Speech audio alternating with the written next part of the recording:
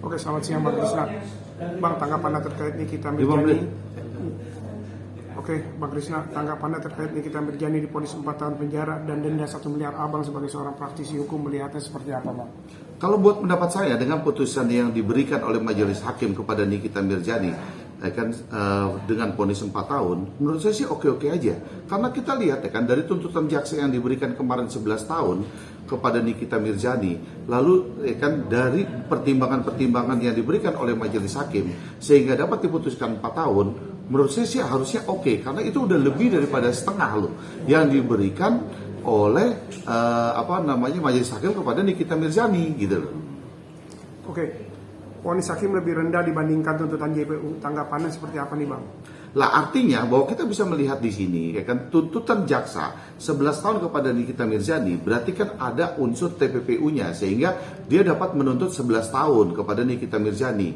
Kemudian kalau kita lihat di sini kan tidak ada pembuktian yang dapat dibuktikan oleh jaksa terhadap TPPU itu sendiri. Makanya kenapa tuntutan itu bisa lebih rendah daripada vonisnya lebih rendah daripada tuntutan jaksa. Jadi kalau menurut saya sih tidak bisa dapat dibuktikan ya masalah TPPU-nya.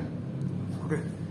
Pasal tindak pidana pencucian uang TPPU dinyatakan Nikita tidak bersalah. Di pasal tersebut tanggapan Mas Krisna seperti apa? Nah, kembali lagi kan tadi bahwa jaksa penuntut menuntut Nikita Mirjani dengan pembuktian TPPU. Nah, apa sih yang disebut dengan TPPU? Berarti kan asal usul. Misalkan begini ya, kayak supir saya tuh gajinya berapa, terus bonusnya berapa. Kemudian saya membelikan mobil dia dengan saya atasnamakan mobil dia jadi 23. Dilihat dari gajinya aja kan nggak sesuai. Berarti kan saya merubah asal usul. Atau misalkan adik saya, dia buka toko sembako, dia punya kios 1, kemudian saya beliin ruko jadi 4 jadi 5, dari hasil kejahatan itu, sehingga saya alirkan dana ke mereka. Berarti kan saya merubah asal usul. Nah, dalam pembuktiannya jaksa, sekali lagi, dalam fakta persidangan, dia tidak dapat membuktikan mungkin pertimbangan majelis, pembuktiannya itu tidak ada. Sehingga pasal TPPU-nya itu dianggap tidak ada. Betul.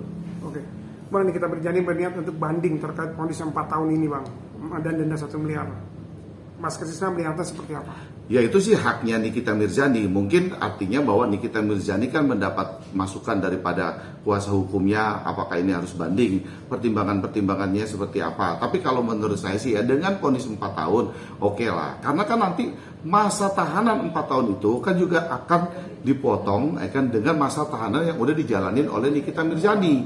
Misalkan Nikita Mirjani menjalankan penahanan tuh udah 8 bulan, kemudian dia divonis sekarang 4 tahun, berarti kan sisinya 3 tahun lebih. Lah ketika vonisnya 3 tahun lebih, nanti dia jalankan akan mendapatkan remisi lagi, misalkan Lebaran, atau 17 Agustus, atau hari-hari besar hari-hari besar keagamaan, dia kan akan mendapatkan lagi. Kemudian setelah dia menjalankan 2/3 dari putusan itu, dia kan bisa lakukan PB gitu loh, dia bisa melakukan PB. Jadi ya 4 tahun sih harusnya sih oke lah. Tapi kalau kembali lagi Nikita Mirjani mau melakukan upaya banding, ya itu haknya daripada Nikita Mirjani adalah selaku terpidana gitu. Oke Bang. Mail mengatakan dirinya takut untuk banding karena takut vonisnya mulai bertambah. Tanggapan Mas Krisna ini seperti apa? Ya, ketika orang diradang bahwa dia adalah ketakutan, dia takut nih, dia takut pertimbangannya bisa yang namanya naik, bisa apa gimana. Yang namanya upaya hukum banding itu dia akan dikaji lagi oleh majelis yang lebih tinggi, adalah pengadilan tinggi. Dia akan disidangkan lagi dan akan diperiksa lagi apakah sudah sesuai dengan putusan yang di pengadilan negeri yang ditetapkan oleh majelis di pengadilan negeri. Nanti akan disidangkan lagi di pengadilan tinggi. Nah, dalam putusan pengadilan tinggi itu bisa saja lebih tinggi daripada putusan sebelumnya gitu loh. Tapi bisa juga lebih rendah, bahkan bebas. Jadi sebenarnya harusnya nggak usah punya rasa ketakutan kalau dia ingin melakukan upaya banding. Tapi kalau misalkan mailnya sendiri ragu, mailnya juga sudah bisa menerima, ya oke-oke saja gitu loh. Oke, satu dari saya, Bang. Oke. Saran dari Mas Krisna untuk Nikita Mirjani apa? Lakukan banding atau tetap mengikuti? Kalau buat saya, karena ini lebih daripada setengah, dalam putusan yang telah diberikan oleh majelis hakim kepada Nikita Mirjani, kalau saya harusnya terima aja.